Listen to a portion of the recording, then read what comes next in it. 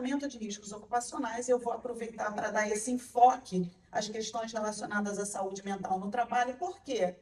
Não porque isso seja uma novidade, não porque isso seja uma nova cobrança que vai começar amanhã, mas porque isso é um problema real das organizações e que não pode ficar sendo varrido para baixo do tapete para o resto da vida, porque os impactos estão aí. Assim como não adianta o trabalhador estar exposto a um agente químico, eu ignorar, fingir que não tem nada, fingir que simplesmente o mundo está maravilhoso, porque ele vai continuar adoecendo se ele estiver exposto àquele agente, queira eu ou não. Ele só não vai adoecer, não está funcionando aqui. Ele só não vai adoecer se eu efetivamente gerenciar esse agente, tá? Eu tenho que saber atuar na raiz do problema. Independentemente de NR1, isso é uma obrigação hoje para todas as organizações. Se hoje eu rasgar a NR1, ela deixar de existir, ainda assim, uma vez que a saúde é direito fundamental, todas as organizações precisam, têm a obrigação de garantir que ninguém adoeça. E saúde inclui a saúde mental, como a gente vai ver aqui na frente. Quais são as obrigações da organização?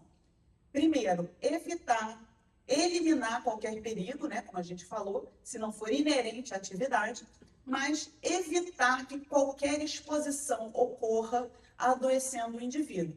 E eu só posso evitar isso se eu conhecer o que dentro daquela atividade que pode causar um adoecimento, que tipo de adoecimento é, quais são as formas de controlar, qual é o tratamento para aquela condição. Eu acho interessante fazer uma comparação, que é o seguinte: se eu tiver um problema de saúde, se eu tiver uma obstrução das minhas artérias, não adianta eu fingir que não está lá, eu posso infartar do mesmo jeito. Na medida em que eu tenho algum indício de que eu tenho alguma obstrução das minhas artérias cardíacas, eu tenho que ir ao médico, eu tenho que fazer todos os meus exames, eu tenho que saber quais são todos os problemas de saúde para entender o que é mais grave, o que é menos grave, atuar naquilo, o que é mais importante naquele momento, e identificar qual é o tratamento, porque não adianta eu saber que eu estou com minha artéria obstruída e não fazer nada, eu tenho que saber qual é o tratamento, fazer aquele tratamento e identificar se aquele tratamento foi eficaz e se a minha saúde foi plenamente restabelecida, certo? Gerenciamento de riscos ocupacionais é exatamente isso. Eu tenho que identificar os problemas, tenho que avaliar o melhor tratamento, tenho que implementar esse tratamento e saber se esse tratamento deu certo. E é isso que a NR1 está determinando aqui. E isso é uma obrigação tanto para um agente químico, tanto para um agente biológico, quanto para algum fator de risco em ergonomia, como é o caso dos fatores de risco psicossociais relacionados ao trabalho. Então, essa obrigação não é uma obrigação que está começando agora, em maio de 2026. Isso é uma coisa que a gente já fiscalizava mesmo antes de ter a NR1. Mesmo não tendo escrito lá o que tem na NR1, que a gente tem que gerenciar riscos ocupacionais, eu já fiscalizava isso antes de ter a NR1. A gente já tem, inclusive, gente, dentro da inspeção do trabalho, histórico de interdição de estabelecimento com fundamentação na exposição inadequada a fatores de risco psicossociais relacionados ao trabalho. Por quê? Porque isso já é uma obrigação antiga e que a gente já fiscaliza há bastante tempo.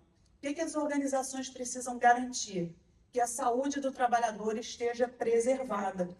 E o conceito de saúde no nosso ordenamento jurídico é esse lá da Convenção 155 da OIT, ratificada pelo Brasil e vigente no nosso ordenamento jurídico, que diz que a saúde com relação ao trabalho abrange não só a ausência de afecção ou de doenças, mas também os elementos físicos e mentais que afetam a saúde e estão diretamente relacionados com a segurança e higiene do trabalho. Então, um conceito antigo, de décadas e décadas, que a gente precisa conhecer para poder garantir que não vai ter nenhum problema com a saúde do trabalhador. E a NR1 ainda fala o que ela traz de, entre aspas, inovação. Ela fala como é que você vai fazer isso, como é que você vai garantir a saúde do trabalhador, como é que você vai promover registros e conseguir demonstrar e acompanhar ao longo do tempo a sua eficiência. E aí ela fala que tem que ser feito por estabelecimento, que pode ser construído por unidade operacional, todos os detalhes do como fazer estão lá na NR1. tanto para uma máquina, tanto para uma lavanderia, quanto para um fator de risco psicossocial relacionado ao trabalho. E com relação a esses fatores de risco, que a gente está voltando a essa discussão agora por conta de uma atualização normativa muito importante, né, que está trazendo todo mundo para a obrigação de saber que raio de negócio é esse que vai começar a ser fiscalizado, né, como se fosse uma novidade. Por quê? Porque os problemas estão aí.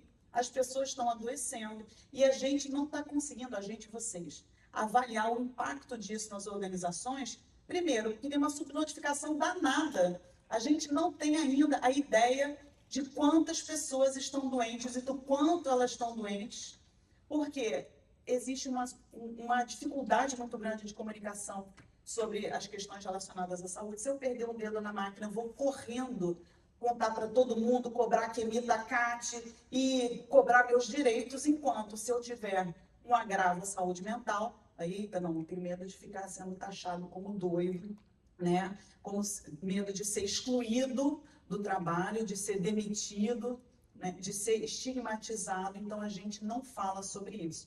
Então acho que essa atualização da norma já tem uma grande vitória, que é botar a gente aqui conversando e discutindo de forma aberta sobre a saúde mental. E outra coisa, né? Eu estou falando aqui com relação de CID-M e CID-F. Gente, os agravos decorrentes da exposição aos fatores de risco psicossociais relacionados ao trabalho não são só burnout, estresse, depressão, né? A gente tem que falar, por exemplo, de suicídio. Alguém aqui já atravessou uma situação ou soube de uma situação próxima no seu trabalho, na sua família, entre amigos, de suicídio relacionado ao trabalho? Eu já. Né? Essas coisas estão cada vez mais perto da gente. E aí, isso é um acaso? Né? É o destino? Não. Isso tudo é gerenciável, assim como, por exemplo, um câncer que é decorrente da exposição a um agente carcinogênico no trabalho. Nem todo mundo desenvolve câncer. Posso ter 100 frentistas de posto de gasolina, todos expostos ao benzeno carcinogênico, benzentoleno, xileno, agentes químicos carcinogênicos. Pode ser que um só venha a desenvolver câncer daqui a 20 anos, o que não quer dizer que aquilo não é carcinogênico e o que não quer dizer que não tem relação ao trabalho. É o meu celular, gente? Desculpa. Hoje é um dia muito esquisito. Tá tudo enrolado. É o meu celular. Mas fora isso, todas essas doenças do CID-M, que são os agravos osteomusculares, aquela pessoa poliqueixosa, polidolorida, né? Isso também tem relação... Aliás, você pode atender para mim, que deve ser a pessoa da outra palestra que eu vou dar daqui a pouco, querendo saber onde é que eu estou. E uma série de outros agravos, como, por exemplo, síndrome do intestino irritável, erisipela, tem uma porção de outras coisas que nascem na parte da saúde mental, certo? Mas cada um vai ter uma expressão diferente, cada um vai manifestar isso de uma forma diferente.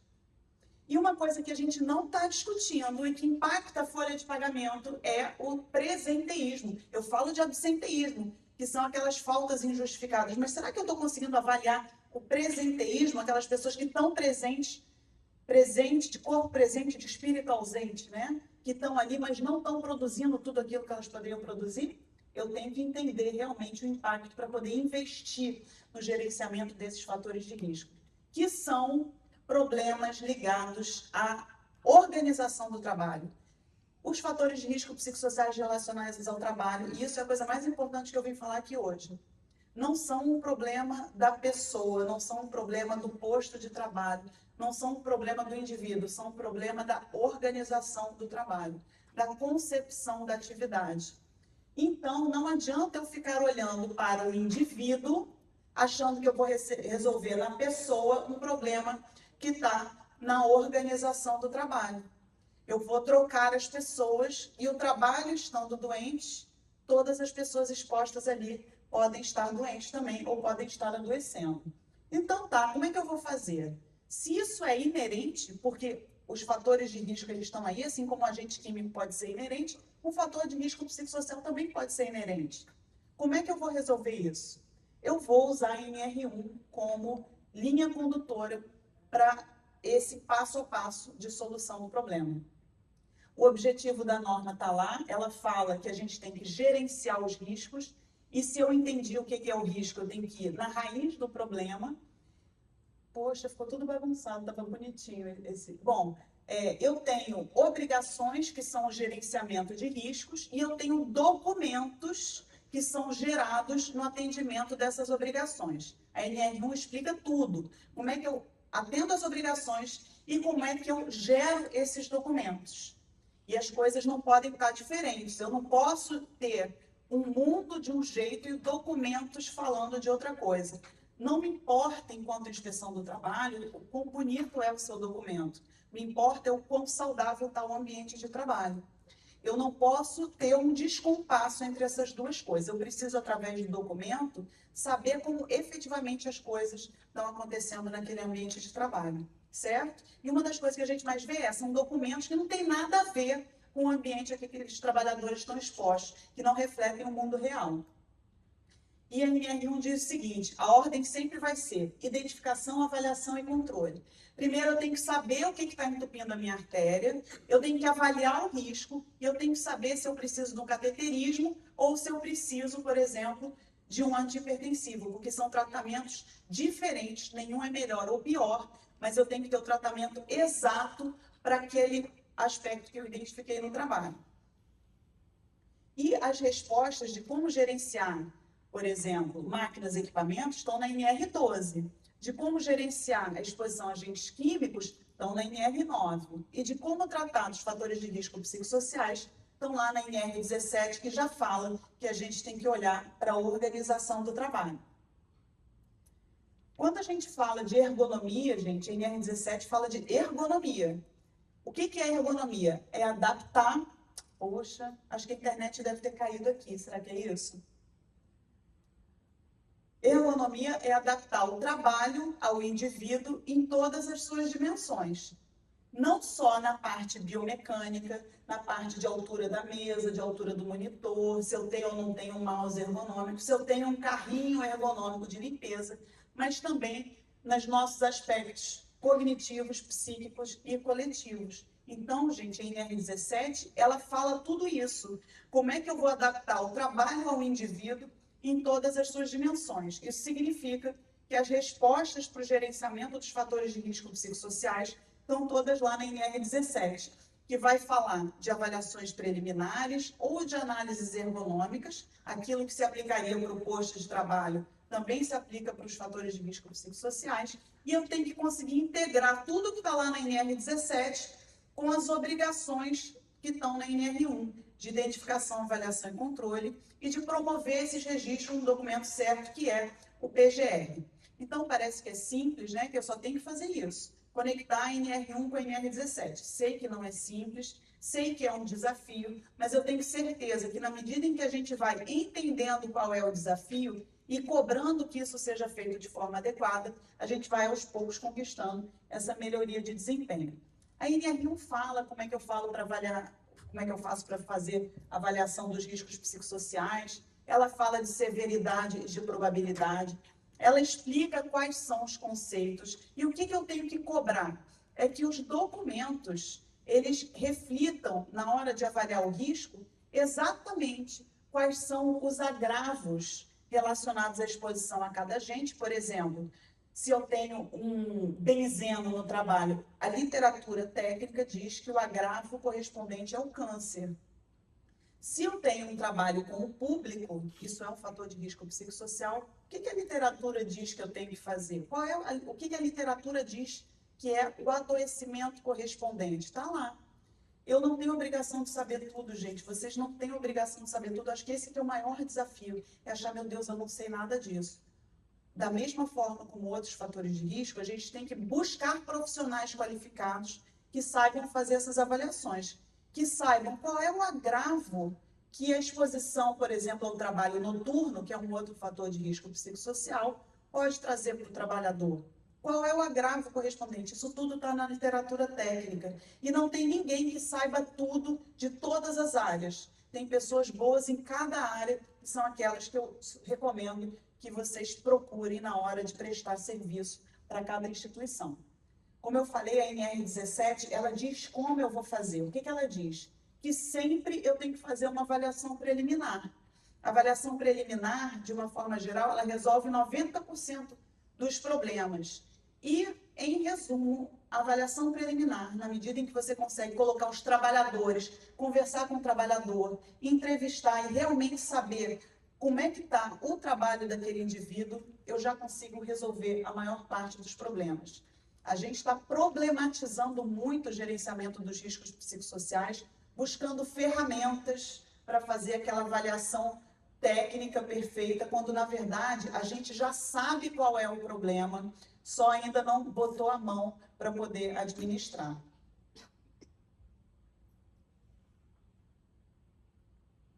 Eu vou passar isso aqui. Bom, e é isso, né? A NR17 ela já fala detalhadamente como é que isso tem que ser feito, quando é que eu tenho que fazer uma análise ergonômica, que é aquele aprofundamento do estudo.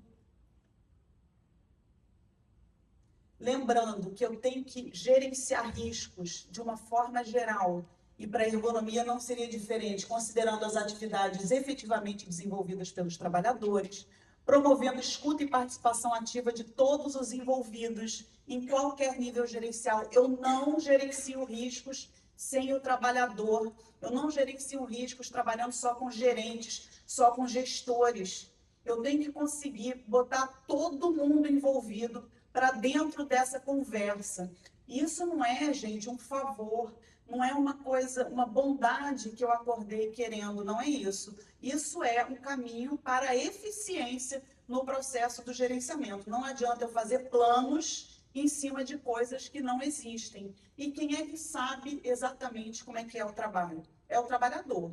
Então, um dos outros erros que a gente mais vê, enquanto eu tiver buscando respostas em cima de coisas teóricas, eu não vou conseguir chegar ao trabalho real e não vou conseguir identificar realmente o que pode estar adoecendo aquele trabalhador.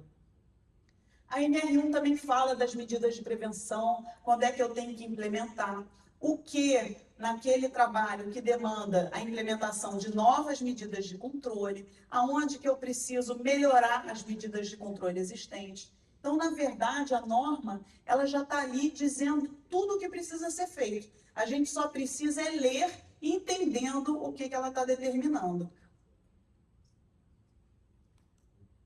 Bom, aqui tinha uma imagem linda de uma árvore com uma pirâmide, um negócio super bonito. Quando for compartilhar... Ah, pronto. Quando for compartilhar, vai aparecer. Mas o que é a ideia disso aqui? É que a gente precisa ir na raiz do problema. Assim como se eu tiver um ruído, está errado eu colocar um EPI no trabalhador e deixar o ruído aqui acontecendo. Se eu tiver um fator de risco psicossocial, está errado eu ir tratar aquele indivíduo e esquecer a fonte do problema. Eu tenho que sempre atender aí essa hierarquia das medidas de controle, que é buscar eliminar, sempre que possível, esgotando as possibilidades de eliminar. Eu passo para o gerenciamento a partir da implementação de medidas coletivas, que são aquelas medidas que atuam na fonte do problema, e que é o caso sempre dos fatores de risco psicossociais, porque eles nascem na organização do trabalho. O que é um exemplo disso? Olha, eu tenho uma camareira, eu estava internada no hospital semana passada. Olha o que aconteceu. Tinha uma faxineira no hospital top, né, do Rio de Janeiro. Uma faxineira para um andar inteiro com, sei lá, 30 leitos. É possível uma pessoa, uma faxineira, limpar 30 leitos no hospital? Será que o hospital não sabe disso? Claro que o hospital sabe disso. Aquela pessoa está esgotada por quê? Será que eu preciso saber, preciso de um estudo que me mostre que uma faxineira não consegue limpar 30 leitos do hospital por dia? E aí as pessoas começam a desrespeitar, porque você chama, o leito está sujo. Você chama, a pessoa não vem. Você chama 2 vezes. Na hora que a pessoa vem, eu não. Mas eu tenho certeza que na hora que ela entra no leito, ela vai ser tratada de qualquer jeito, como se a culpa fosse dela, de estar oferecendo aquele trabalho mal feito ali. Não é. Isso é uma decisão de organização do trabalho. Não adianta eu dar treinamento para ela. Concordam, gente? Se eu der treinamento para ela, eu estou resolvendo a situação. Assim, olha, você tem que entrar no leite sempre sorrindo. Adianta falar que essa pessoa tem que entrar no leite sempre sorrindo? Se ela tem que entrar em 30 leitos, isso não passa a ser, inclusive, mais um estresse para essa pessoa, e a culpa é dela. Eu posso trocar essa faxineira que ela não deu conta, vou botar outra. Será que essa outra vai estar sempre sorrindo? E vai estar prestando um bom atendimento? Isso que eu estou falando é a tomada de decisão que a gente precisa saber tomar no gerenciamento de riscos ocupacionais, tá? Tanto para um ruído, quanto para uma máquina, quanto para um fator de risco psicossocial relacionado ao trabalho. Então, gente, quando eu falar de plano de ação para gerenciamento de fatores de risco, eu não estou falando de treinamento, eu não estou falando de campanha do Outubro Rosa. Campanha do Outubro Rosa é bom? Hein, gente? Ótimo, né? Resolve alguma questão relacionada à organização do trabalho? Não. Dar terapia para as pessoas é bom? Gente, é fundamental. Todo mundo tinha que fazer terapia. Mas resolve alguma questão relacionada à organização do trabalho? A pessoa fica mais resiliente para poder apanhar cada vez mais sorrindo e limpar 30 leitos porque faz terapia? Entendem? A gente tem que saber qual é o tratamento. Não adianta eu falar, por exemplo, que meu tratamento perfeito é cateterismo. Pô, eu estou com cálculo renal. O que um cateterismo vai tratar para quem tem cálculo renal? Cateterismo é bom? Pode ser o tratamento certo, desde que ele seja o tratamento certo. Aqui também, treinamento é bom? Desde que seja o tratamento certo para aquele problema. Entendem qual é a diferença? Então, o que eu tenho que fazer? Eu tenho que olhar para essas normas todas com um sorriso no rosto. Entender que elas estão vindo aqui para ajudar as organizações a resolverem problemas que existem e que estão aí escondidos e mascarados, mas trazendo todos os malefícios, não só para os trabalhadores, que produzem menos, que vivem menos, né, que vivem pior, mas também para as organizações, porque as organizações, as empresas são feitas de gente, né?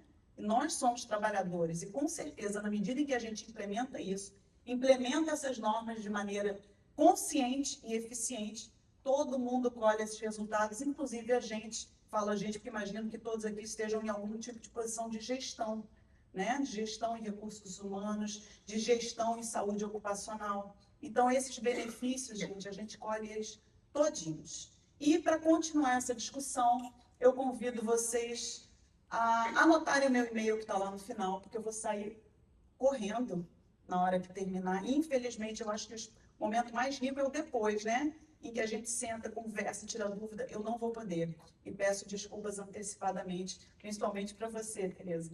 Mas isso não quer dizer, como o Cláudio falou, que a gente está encerrando aqui essa discussão. A gente está abrindo essa discussão, abrindo um canal de comunicação que vai estar sempre aberto e que tem o objetivo de melhorar o atendimento da normatização para que a gente pare de ficar varrendo esse problema para baixo do tapete o resto da vida. Porque eu varri para lá, ele vai continuar lá. Eu posso falar dele ou não, mas ele vai continuar lá e vai continuar trazendo muito prejuízo para as organizações, certo? Certo, gente? Certo. Então, tá certo. Obrigada. Bom dia a todos.